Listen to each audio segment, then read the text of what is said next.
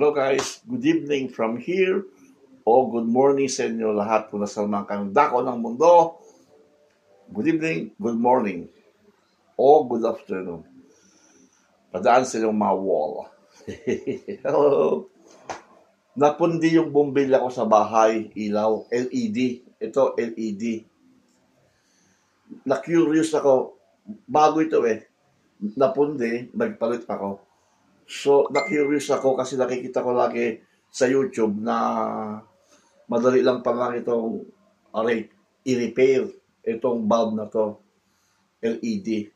Ngayon, ang ginawa ko, dahil lagi ko nakita sa YouTube na na-repair nila ito, sinubukan ko buksan ito. Ngayon, nagbukas ako ng isa, sinubukan ko. At ito siya, binuksan ko. Ayan.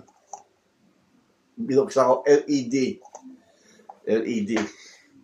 Pagbukas ko, yan, tinanggal ko yung takip, and then, tinanggal ko ito.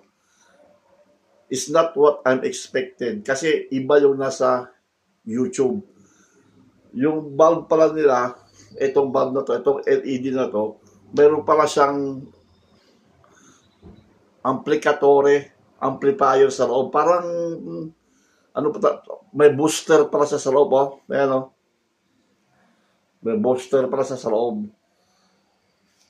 So, sa madaling salita, hindi mo pwedeng palitan itong taas na to.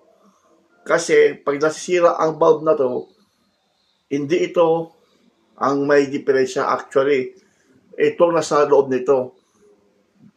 Kagaya na ito, kaya napundi ang bulb na to dahil yung kapasitor niya ay nasunog. Ito, sunog. Alam mo kung bakit ko alam na nasunog ang kapasitor niya? Kasi umangat siya Umangat siya, umangat. Ayan, umangat siya. Ito, good. Ito, bad.